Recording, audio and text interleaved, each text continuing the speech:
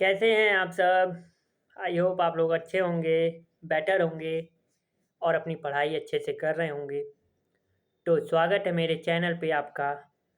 आज का main topic यानी आज ये सेशन लाने का पर्पस है कि जो बच्चे factual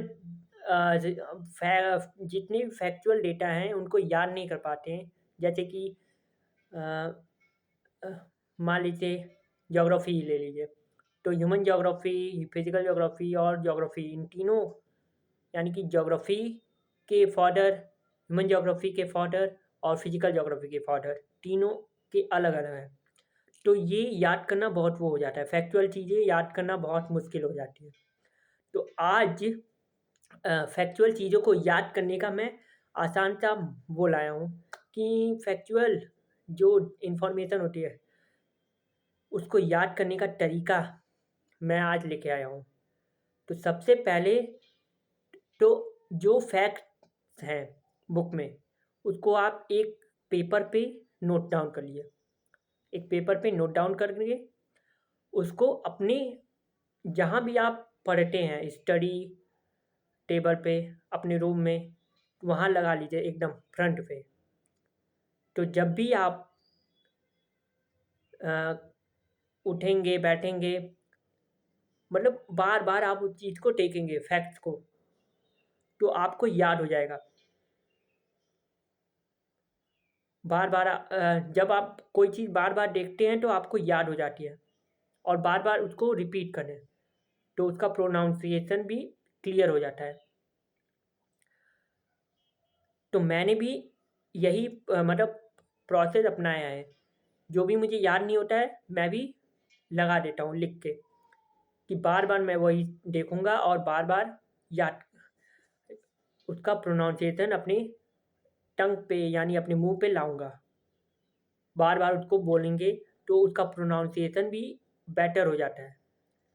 are you getting my point? समझ में आ रहा है? तो मेरा ये वीडियो सेशन लाने का यही पर्पज़ है कि आपको फैक्चुअल जो इन्फॉर्मेशन है वो आपके दिमाग में फिट हो जाए, क्योंकि बहुत लोग बार-बार गाना सुनते हैं कि नहीं? गाना सुनने का मन होता है तो स्पॉटिफ़ाई पे सुनते हैं, तो गाना आपको याद हो जाता है। क्यों? क्योंकि आप लोग उसको बार-बार वही चीज़ कर रहे हो। तो जो चीज़ बार-बार की जाती है, अब पढ़ाई आपको बोरिंग लगती है, लेकिन अगर उस बोरिंग चीज़ को आप बार-बार करेंगे, तो आपका दिमाग वो होगा, ब्रॉडर होगा। और सबसे मेन चीज़, बुक रीडिंग की हैबिट, आजकल की जनरेशन में बुक रीडिंग की हैबिट खत्म हो गई है, जब से ये स्मार्टफ़ोन आया है। तो मैं बस ये बताना चाह रहा हूँ कि का स्मार्टफ़ोन का जो आविष्कार हुआ था, स्मार्टफ़ोन का, वो हुआ था हमारी मदद करने के लिए, हेल्प करने के लिए। हमें उस पे डिपेंड होने के लिए नहीं हुआ था। हम आज स्मार्टफ़ोन पे पूरी तरह से डिपेंडेंट हैं, लेकिन हमें डिपेंड नहीं होना है स्मार्टफ़ोन पे। स्मार्टफ़ोन का उतना ही यूज़ करना है, मतलब वो सिर्फ़ हमारी हेल्प करने के लिए है स्मार्टफ़ोन। और ज़्यादा से ज़्यादा बुक रीडिंग, पहले के लोग इतना कन उनका माइंड कंसंट्रेटेड क्यों रहता था? क्योंकि वो लोग रीडिंग करते थे, बुक रीडिंग, नॉवेल रीडिंग करते थे। इसीलिए उन लोगों का, पहले के लोगों का दिमाग देखो, ब्रेन देखो, और अब के लोगों का देखो कंसंट्रेशन। तो आप लोग बुक रीडिंग की हैबिट बनाइए। मैं ये नहीं कह रहा हूँ कि 1 घंटे पूरा रीडिंग, 10 मिनट रीडिंग करिए। मतलब 10 मिनट में जो आप रीडिंग कर रहे हैं, उसको देखिए कि हाँ, मैंने अब तक क्या रीडिंग किया, उसको एनालाइज़ करिए। फिर 10 मिनट हो गए, फिर ब 5 मिनट का ब्रेक, फिर 10 मिनट पढ़िए, फिर 5 मिनट का ब्रेक, फिर 10 मिनट पढ़िए। तो ऐसे 5-5 मिनट के स्लॉट बनाइए। 10 मिनट, फिर 5 मिनट का ब्रेक, फिर 10 मिनट, यानी कि टोटल करके 5 स्लॉट बनाइए, 5। 10 minute, 10 minute, 10 minute, 10 minute, 10 minute. कितना हुआ? 10, 20, 30, 40, 50। 50 मिनट हुए,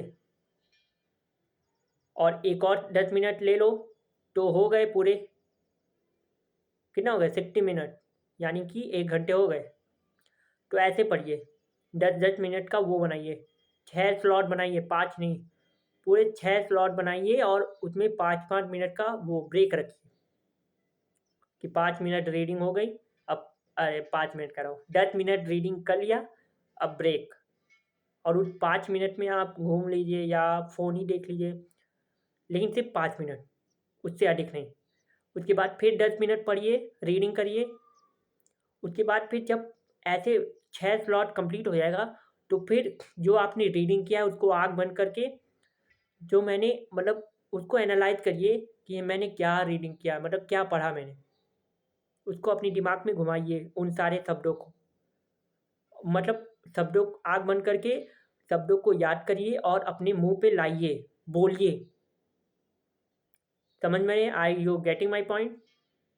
ये आप करिए, मतलब ये हैबिट बनाइए, हैबिट डेवलप करिए अपने अंदर। तब जाके आप एक मतलब तब जाके आपका जो ब्रेन है कंसंट्रेट हो पाएगा, फ़ोकस कर पाएगा किसी एक चीज़ पे। लेकिन आज के लोग तो फ़ोन में ही, तो ये सेशन लाने का यही मकसद है कि जो लोग फ़ोन पे मतलब जो फ़ोन पे फ़ोकस, जितना आप फ़ोन पे फ़ोकस कर रहे हैं, वही फ़ोकस अगर आप किताबों में करें, तो वो आपके लिए वो कंसंट्रेशन का काम करेगा। आपका मतलब लोग कंसंट्रेशन लेवल है, बढ़ाएगा, इंक्रीज़ करेगा।